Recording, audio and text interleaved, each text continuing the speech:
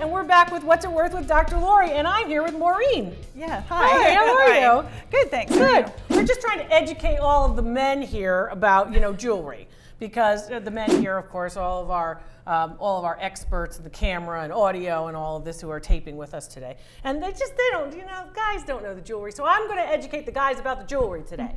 Right, Maureen? Yes, excellent. Okay, so excellent, right? We're both sitting here going, oh, they don't know anything. So we're going to teach them. Anyway, how'd you acquire these pieces of costume jewelry? When I was in high school, many years ago. No, not that many. Not that many. Somewhere probably around 1985 or so. I went to one of the vintage shops up in the 300 block of North Queen Street. Okay. And Are you from Lancaster? Yes. Okay. And so you know the area, and you're like, I'm going to go to the vintage shop and see what I can find. And I saw this, and I'm not really a bling person. Okay. But for some reason, I really like this. All right. And I looked at it and debated it. It wasn't overwhelming for you? Did you like that it was vintage?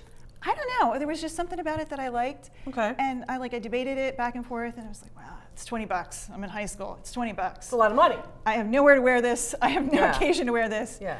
But I really like it. Okay, I want to have it. So I bought that, and I've worn it a handful of times, but I still really like it. Okay. And does it remind you of high school? Yeah, it does. Yeah, like you can put yourself back there. Yeah. When you were wearing, anyway. well, maybe you were wearing your Madonna T-shirt with the rosary beads, right? Do you remember high school? Yeah. Okay. Well, Anyway, we had very big hair, as I recall. Well, I still have big hair, but Yeah. So what you're looking at here is a very nice piece, and it's marked on the back. It says it's an original design.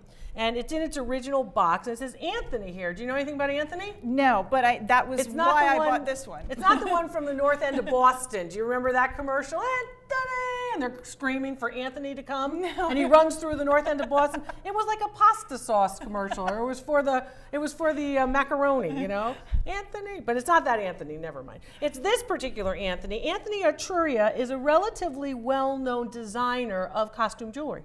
Oh. In the 1950s and 1960s. So when you bought this in 1985, it was about 20 to 25 years old. So it was vintage. It wasn't antique. You have to be 100 years old to be an antique, right? Anything less than 100 years old, of course, is vintage. So what you're looking at here is these particular types of designs that are trying to look like the Van Cleef & Arpels, the Cartier, the wonderful, very high style, very high end, very expensive pieces of jewelry, right? So it's trying to look like that, and it's trying to look like old Hollywood. Okay, from the 1930s, 1940s. And the reason why it's very popular in the 60s has to do, of course, with its style. So it has basically different things happening all the way down to the lavalier, or basically that particular element that falls or comes right here into the cleavage to attract your eye here. So while we're much more about, of course, things that are a little bit more erotic and sexual today than we were in the 60s, this would have been seen as something just conservative enough, but still a little bit sexy. Gotcha. Okay? This particular piece here has, of course, this teardrop piece of crystal, basically, so it's nice and shiny, trying to look like a diamond, but of course it's not. And this particular other necklace has a lavalier as well, and this one, of course, is a teardrop pearl. And they're faux, F-A-U-X, they're faux. So they're not real, but they are doing a good job at making it look blingy, just like you said. So what you're looking at, too, when you're looking at these types of pieces is Anthony did designs for many different designers. So he did designs for all different houses. You might be familiar with Coro or Trifari. You might recognize a piece of White or Eisenberg jewelry. And all those costume jewelry designers show you something a little bit different with a necklace. Oftentimes they come in sets. Yours comes in a set, a necklace and earrings. Or a necklace, a bracelet, and a pin. Okay. Or a pin, earrings, and a bracelet. It just depends, but usually it's 3 parts, a pair and then something else.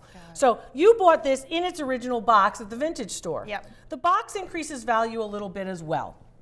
If you look here, you not only have other rhinestones and other crystals, but you also have, of course, what is a rhodium colored. So basically what you have is not silver plated, but you have a plated piece of metal. So one of the things that you want to look for, if you're looking for a 1950s or 1960s piece of vintage costume jewelry, is the clasp.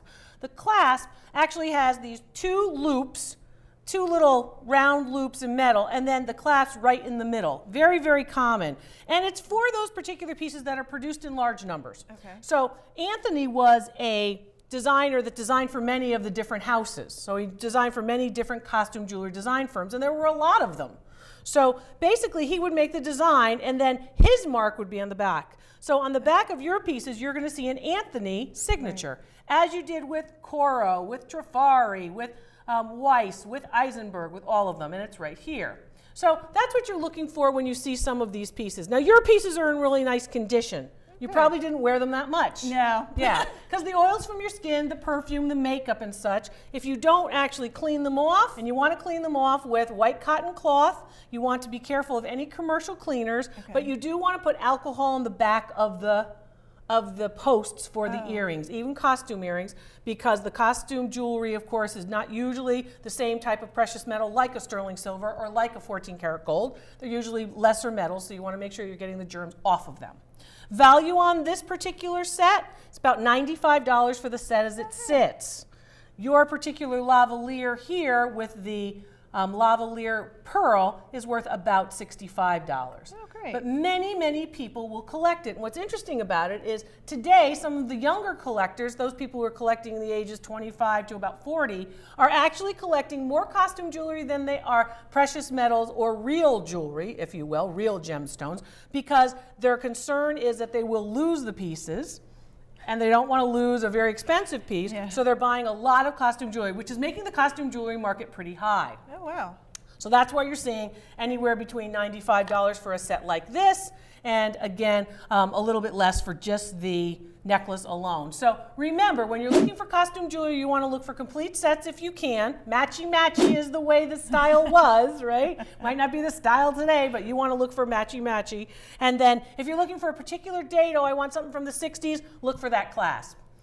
We've been talking about this table that we're appraising our items on, and this particular table I told you last time is an Egyptian-inspired table from the time period of, again, the digging up of King Tut's tomb circa 1922 to 1925. If you look at these, you're going to notice these heads, these particular elements here, heads of the pharaoh.